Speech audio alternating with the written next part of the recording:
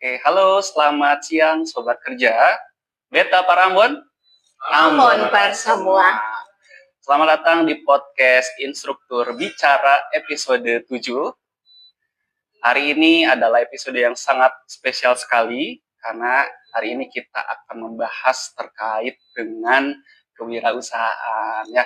Setelah di episode berikut sebelumnya kita sudah belajar terkait gimana sih dunia pekerjaan di perusahaan itu. Nah, kali ini kita akan membahas terkait dengan wirausaha nih.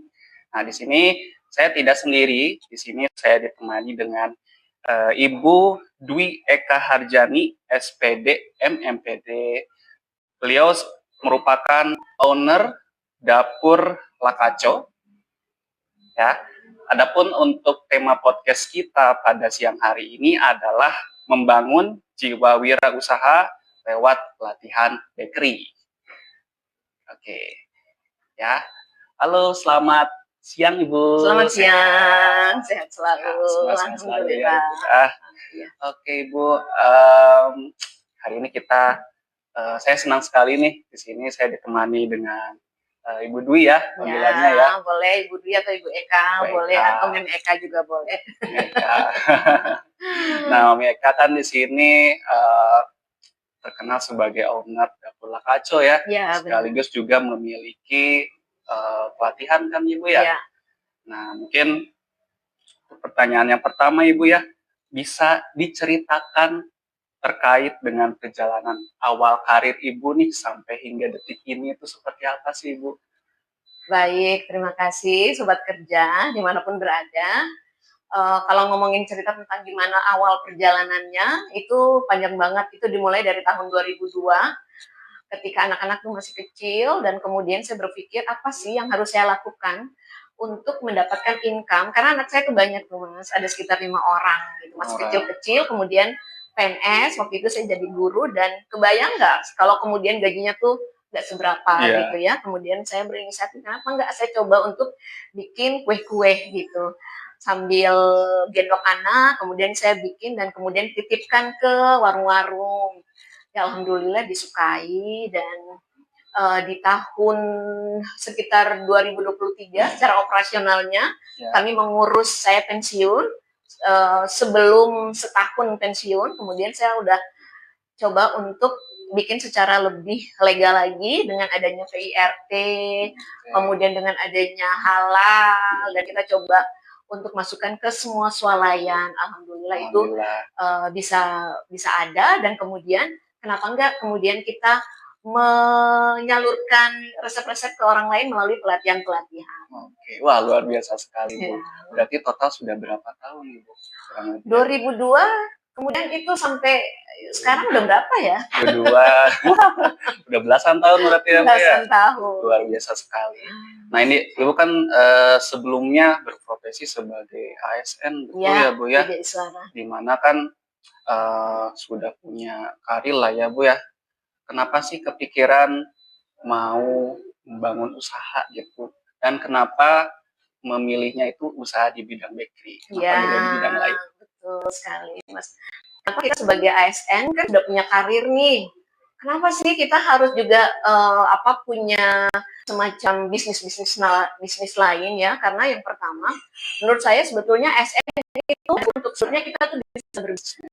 Memang sepanjang tidak koridor-koridor yang tidak digunakan untuk kita. Kemudian kenapa saya harus memilih bidang kuliner? Karena yang pertama Mas, yang namanya kuliner itu akan selalu tumbuh berkembang. Dia nggak pernah mati. Dimanapun orang masih tetap akan membutuhkan kuliner. Dan kemudian dia banyak menyerap tenaga kerja. Itu yang paling terpenting. Ketika hidup kita bermanfaat bagi orang banyak, itu tuh jauh lebih baik ketimbang kalau kita ASN tuh kita sendirian gitu. Kita kerja dapat gaji paling untuk anak-anak kita. Tapi kalau kita menjadi wirausaha, ya insya Allah lah banyak bermanfaat bagi tenaga-tenaga kerja. Waduh, luar biasa sekali. Jadi ingin memberdayakan orang banyak di sekitarnya ya Bu ya. Jadi sobat kerja bisa kerja gitu kan. Gitu. Kalau misalkan ASN kan ibaratnya sudah di zonanya nih, tapi secara kebermanfaatan kan hanya sendiri sama keluarga aja ya.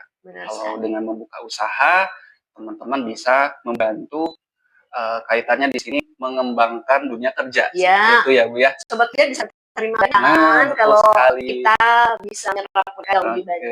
Betul sekali. Nah, dalam perjalanannya kan pasti ibarat jalan tidak selamanya mulus ya Bu ya. Pasti nanti ada kalanya ada tantangan-tantangan atau rintangan-rintangan yang sering Ibu hadapi. Nah, kira-kira tantangan atau rintangan yang pernah Ibu hadapi, kesulitannya seperti apa mungkin bisa diceritakan? Ya, tantangan yang saya hadapi selama menjadi wirausaha ini adalah bagaimana membangun apa ya? Ya kalau kita mau bilang sobat kerja itu kan sangat-sangat agak sedikit susah ya untuk kemudian kita ajar, kemudian setelah sudah bagus, kemudian mereka itu harus bisa lebih profesional lagi.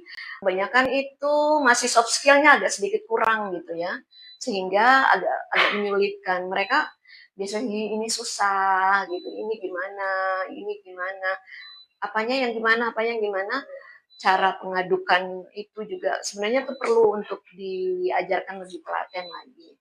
Itu. Kemudian sebetulnya yang susah adalah bagaimana kita membuat bisnis ini lebih berkembang dengan punya banyak anak gitu. Tantangannya tuh lebih sedikit struggle gitu ya, bagaimana punya anak 5 masih kecil-kecil dan bisnis juga harus jalan, karir juga harus jalan, nah, itu agak sedikit sulit. Tapi dengan kemampuan kita ya alhamdulillah bisa berjalan sampai sekarang.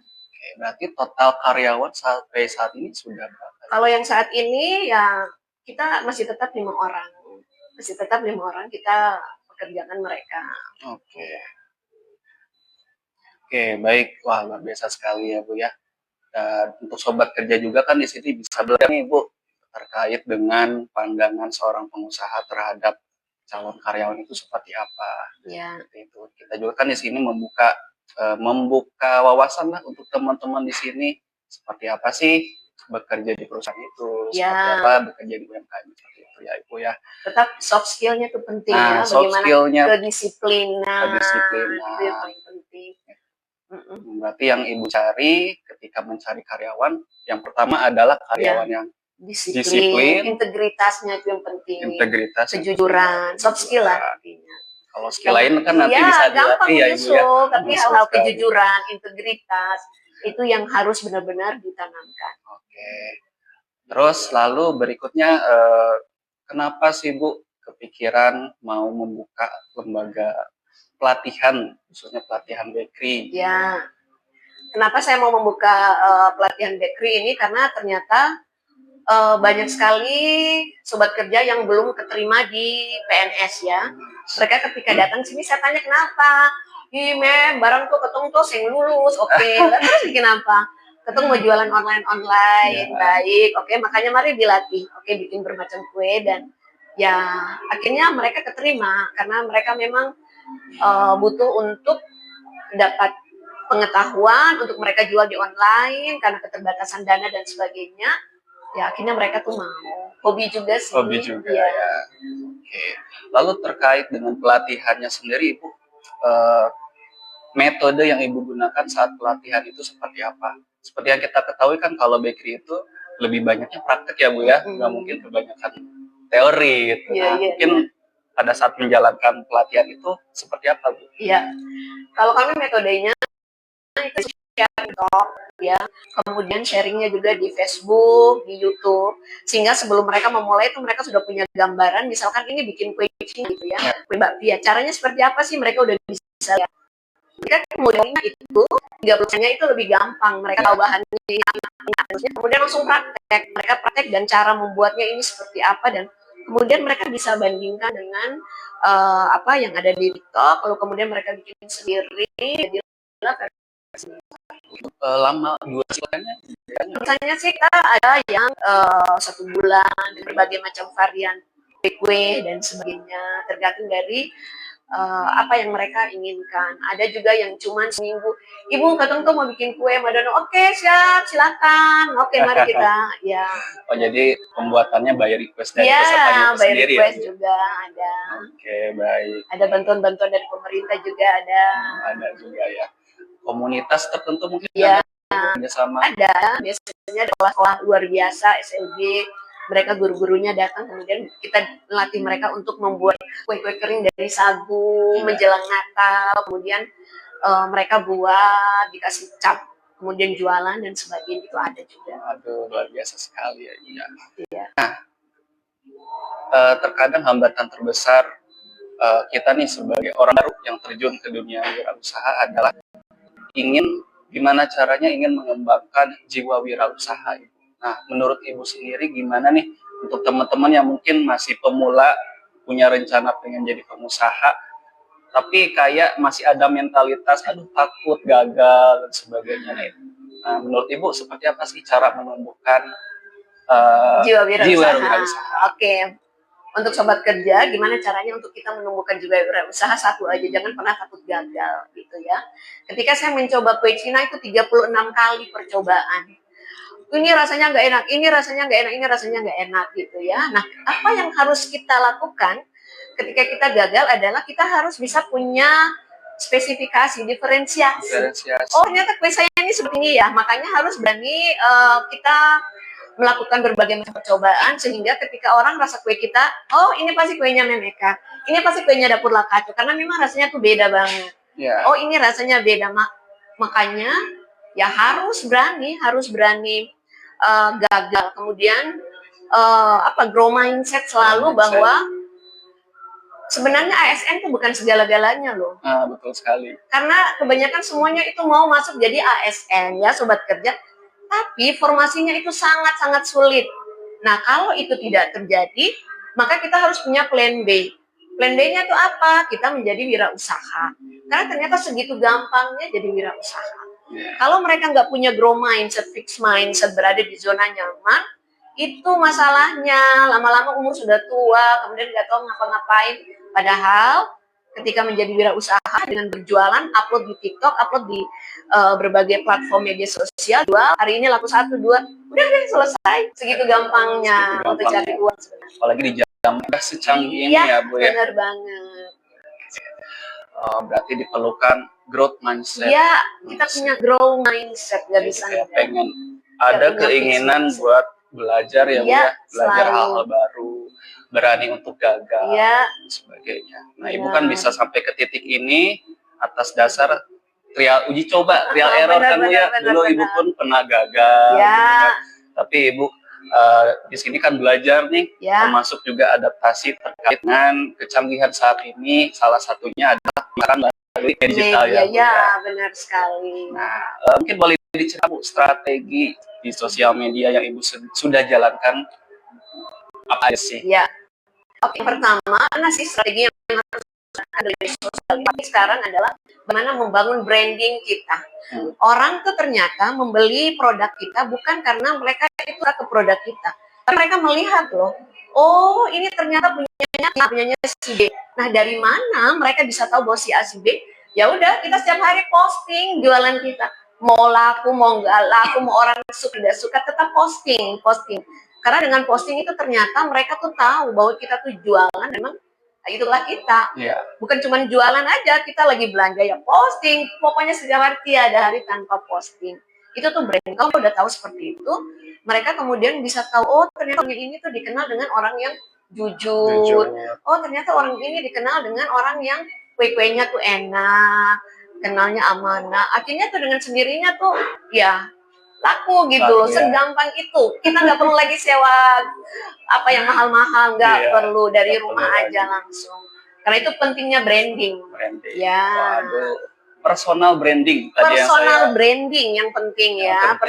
Jadi ketika kita udah punya personal branding dan itu sudah kuat, gampang banget kita punya rezeki dari manapun itu akan ada. Iya, wah luar biasa sekali. Karena memang kebiasaan kita saat ini kan kebanyakan scroll sosmed ya. Iya, benar. Nah, saya pun kadang nemu nih postingan Ibu, Bu. Oh, Ibu lagi misalkan lagi kunjungan ke pasar gitu ya, lagi bikin kue. Benar. Kan jadi kayak lama-kelamaan kenal, akhirnya penasaran, akhirnya pengen beli kan ya, Bu ya. Benar. Nah, itu. Nah, gimana Bu cara meyakinkan siswa Ibu nih ketika pelatihan supaya bisa mengikuti jejak Ibu? Oke. Biasanya saya selalu memberikan soft skill duluan, bahwa apa yang kita lakukan itulah apa yang kita dapatkan. Rezeki kamu adalah gambaran kamu sesungguhnya. Ketika kamu itu berbuat baik, maka impact-nya juga baik. Ketika kamu jujur, insya Allah tuh jujur. Tapi kalau jualannya itu asal-asalan, nggak enak, kuenya ini enak dan sebagainya, gitu ya. Ternyata nggak enak, maka orang nggak beli. Jadi yang pertama adalah kita amanah. Kalau memang kuenya itu memang harganya memang mahal, nggak apa-apa, karena memang kita menargetkan pasar yang mahal. Yang sekali adalah bagaimana kita melihat pasar kita. Jadi jika kita menguasai segmen pasar, maka itu akan sangat penting. Jadi kuenya walaupun mahal, ya memang segmen pasarnya gitu. Terus kalau nggak laku ya, memang bukan dia loh, bukan kamu pesannya. Kamu tuh mungkin kuenya tuh yang memang ditujukan untuk yang di bawah-bawah, bukan berarti kita tuh enggak ya. Kita produksi juga kue yang murah-murah dijual di pondok bisa. Tapi memang branding kita tuh harus apa? Brandingnya mahal, ya iya bahan-bahannya harus mahal. Branding kita mau murah, ya udah kita gunakan bahan yang murah. Kalau kita udah punya strategi pasar itu, maka itu akan sangat baik sekali. Kita paham, nggak terlalu banyak orang beli, tapi orang-orang yang berkualitas, dan itu dibuktikan dengan testimoni. Mereka harus wajib testimoni. Orang yang beli wajib testimoni.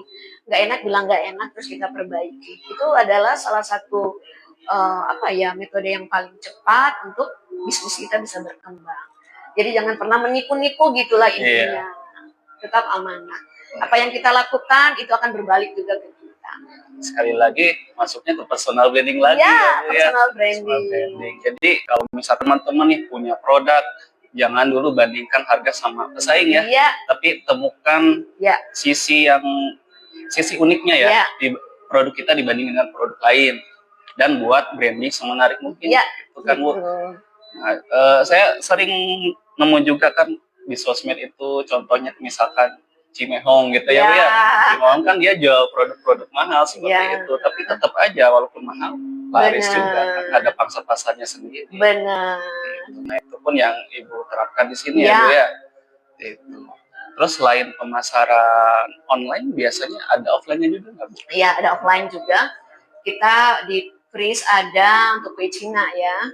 Di Freeze ada, kemudian di Hilyah ada, di Pers ada, Oasis ada, Saburo ada, pokoknya swalayan-swalayan. Dan memang kalau untuk produk kue Cina sendiri itu dia harganya lebih mahal dari semua kue Cina.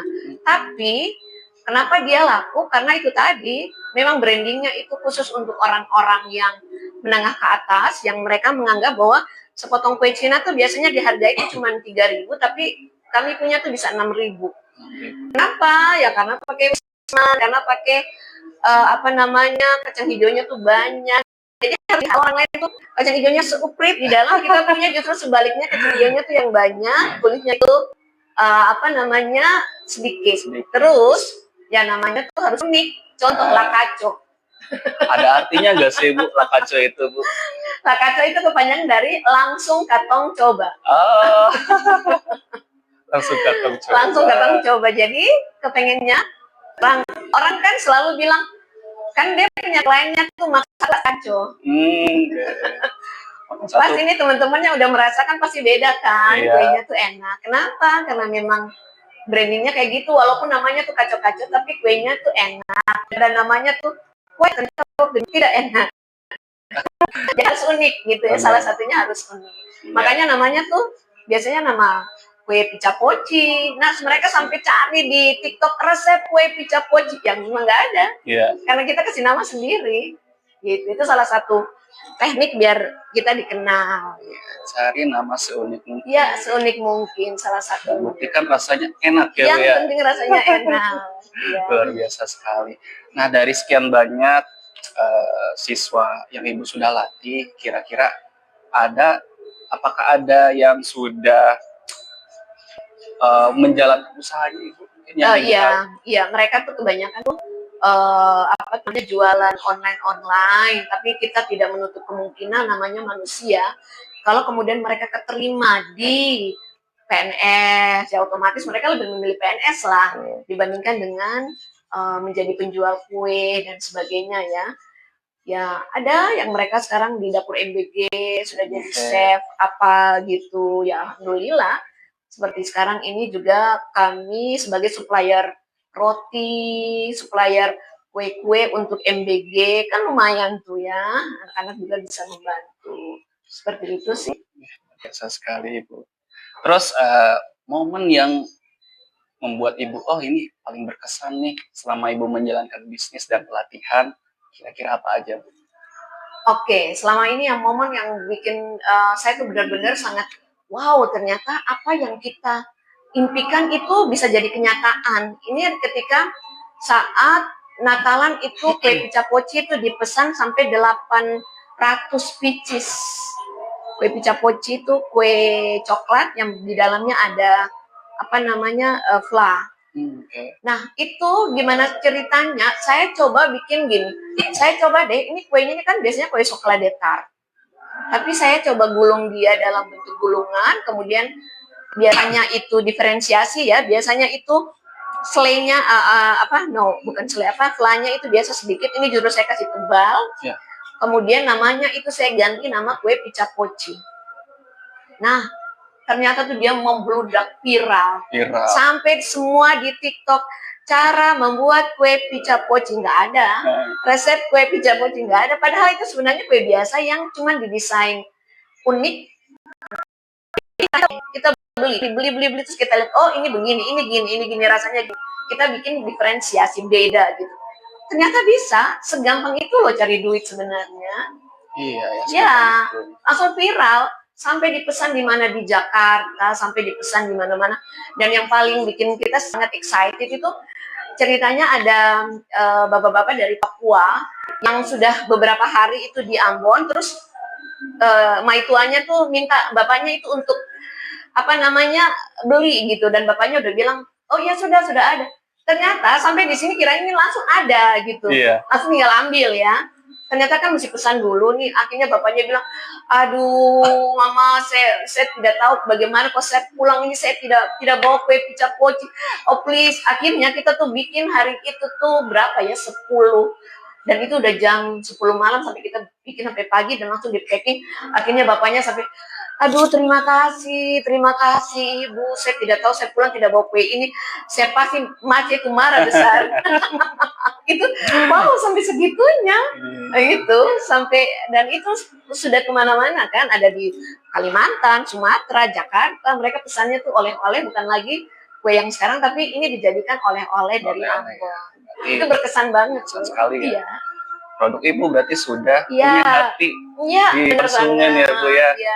Luar biasa sekali. Nah mungkin buat sobat kerja, ada yang mau ditanyakan bisa ditulis ya di kolom chat pertanyaannya. Nah ini ada pertanyaan Ibu dari sobat kerja.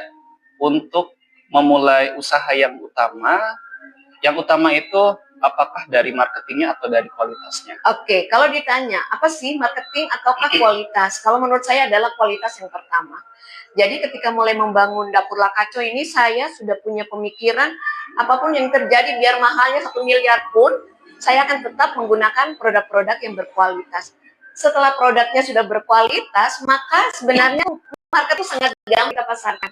Jadi produk berkualitas itu langsung dikasih brand, terus testimoni, ya. Jadi oke, yang pertama itu langsung kita ke pejabat-pejabat, langsung ayo Bu, Pak, rasa. Nah dengan sendirinya mereka nanti akan akan memberikan testimoni. Karena memang berkualitas, mereka nggak mungkin bilang, wah ini rasanya nggak enak. Karena yang pakai semua serba mahal, semua yang enak-enak. Kemudian di situ motivasinya apa sih sampai bisa kita bertahan? Kadang-kadang udah menyerah sekarang kan. Apalagi sekarang memang pasaran sepi, apa-apa sepi, semuanya. Motivasi yang pertama adalah kita meyakini dengan sesungguhnya rezeki itu Allah yang sudah atur. Itu tuh paling penting supaya kita nggak gampang down. Biar kita bikin seperti apa, kalau bukan kita punya rezeki nggak bisa, nggak akan pernah bisa. Supaya rezekinya itu ada gimana? Ya kita harus sering bersedekah. Sedekahnya itu apa? Bukan uang. Kita punya kue, dikasihlah kita ke abang beca.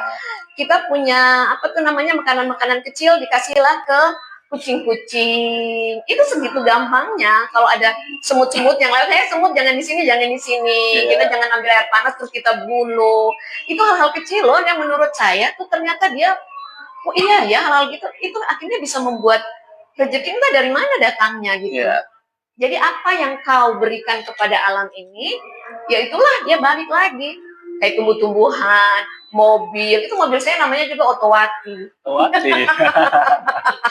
Pasti ada ceritanya Bu, kenapa Otowati. Itu tuh mau percaya mau itu mobilnya itu sangat cantiknya luar biasa. Saya bilang cantik, padahal mobilnya itu sangat jelek. Udah peyot-peyot. Jadi ceritanya itu ketika sudah mau mogok ini, udah mogok, saya bilang Otowati anak baik, anak manis, jangan mogok ya nak. Nanti tinggal sedikit lagi tuh bengkel di depan, itu baru mogok ya nak. Jadi begitu. Dan ternyata betul mas, hampir mungkin di depan itu sekitar ya 1-2 meter dia langsung mogok dan itu langsung didorong. Dan itu bukan 2 kali tapi udah 3 atau 4 kali. Artinya saya mencoba untuk menganalisa, oh sebenarnya tuh semuanya tuh bisa loh jadi rezeki ladang untuk kita. Yang penting kita ngomong baik-baik, apapun itu. Sesimpel itu, kalau bukan kita punya rezeki nggak akan bisa. Kita cuma perlu berusaha semaksimal mungkin, mati-matian sampai berdarah-darah. Pokoknya resiliennya itu dapat gitu. Iya. Tapi kalau Tuhan bilang enggak, ya sudah. Mungkin gimana, yang penting udah berusaha. Wah luar biasa sekali Bu. Iya. Banyak pelajaran yang bisa kita ambil ya sobat ya. Jadi intinya teman-teman sobat kerja, kalau mau mendapatkan respon baik nih dari lingkungan, berarti harus kita bersikap baik dulu ya. Sikap baik dari hal-hal yang kecil dulu aja. Yang kecil-kecil. Yang kecil-kecil dulu gitu ya. Karena itu tadi ibarat cermin nih ya. Atau misalkan ibarat kita lempar bola pasti nanti batu ke kita. Iya, seperti itu. Ikut santai, kita ikut aturan aja, santai. Nah, ada pesan yang mungkin ingin Ibu sampaikan untuk sobat kerja yang ada yang sudah sekarang menonton.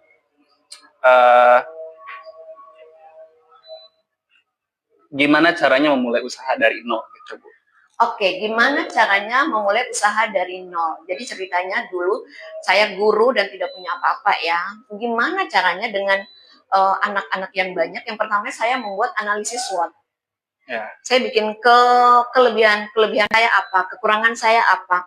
Kemudian bagaimanakah saya bisa melihat peluang, saya melihat ancaman, itu saya bikin. Kalau kemudian kekurangan saya lebih banyak, gimana caranya saya bisa membuat kekurangan itu menjadi kelebihan saya. Karena kalau kita tahu diri kita, gimana kita mau bikin orang lain tahu. Jadi awalnya diri kita dulu. Ketika kita sudah tahu kita sukanya itu di kue, ya udah kita coba bikin kue itu satu, itu benar-benar kita bikin kue itu. Kemudian yang kedua, yang tadi saya bilang, kita banyak-banyak bersedekah untuk dibukakanlah peluang-peluang.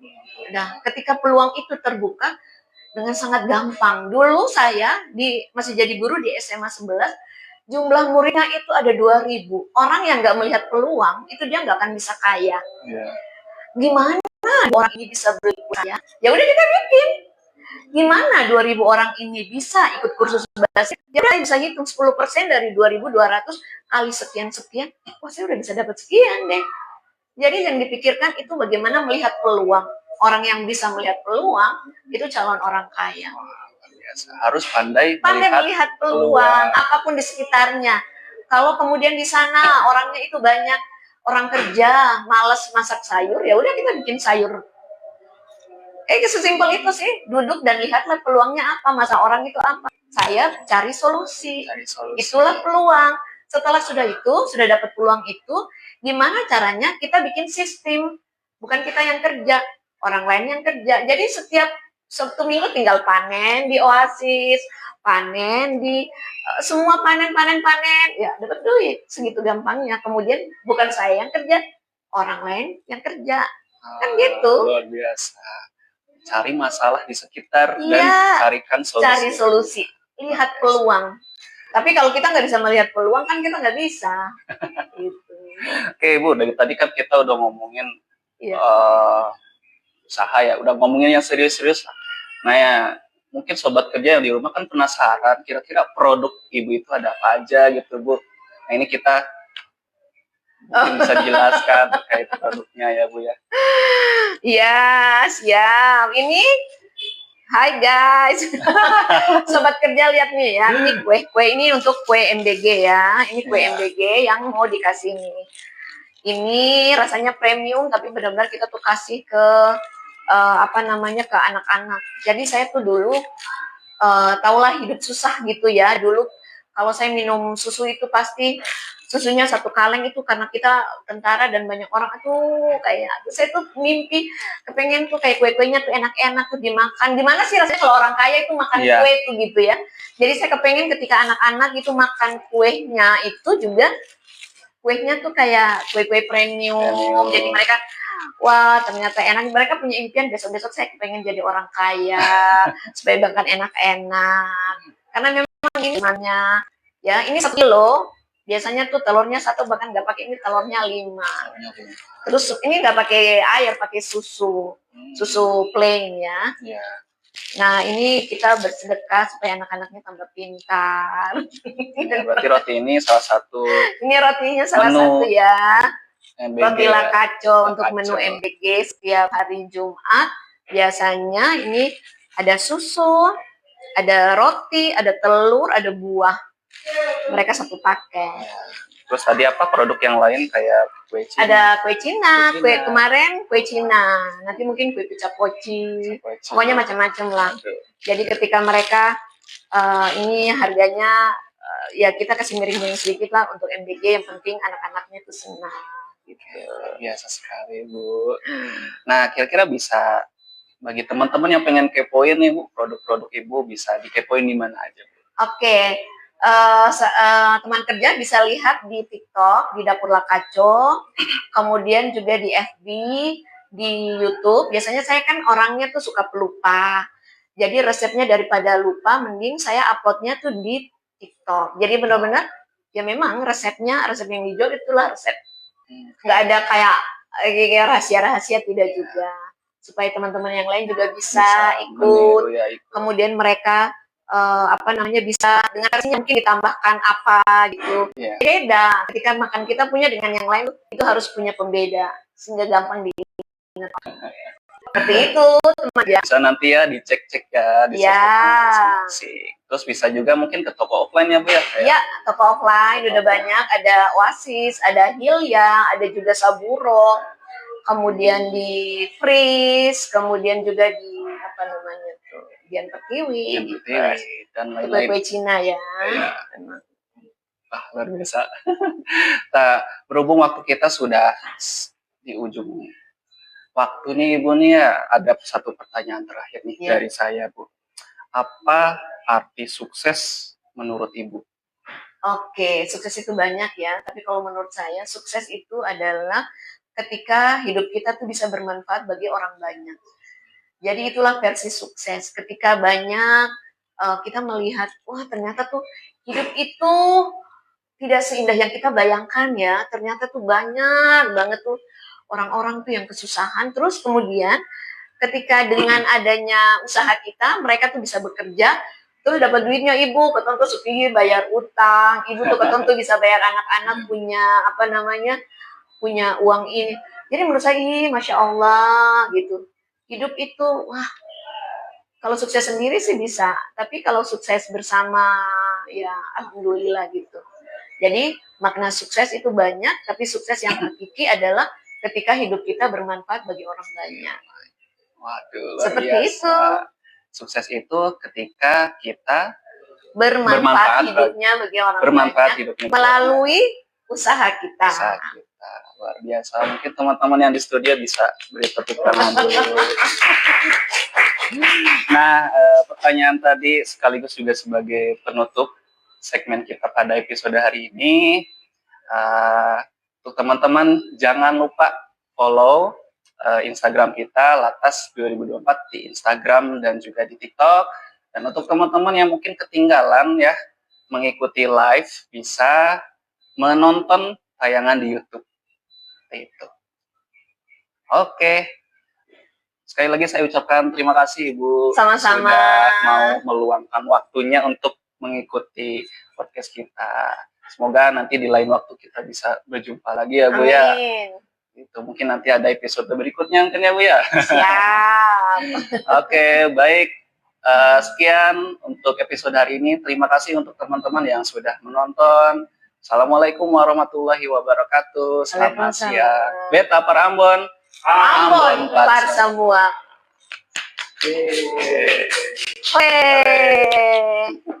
Selesai. Silakan.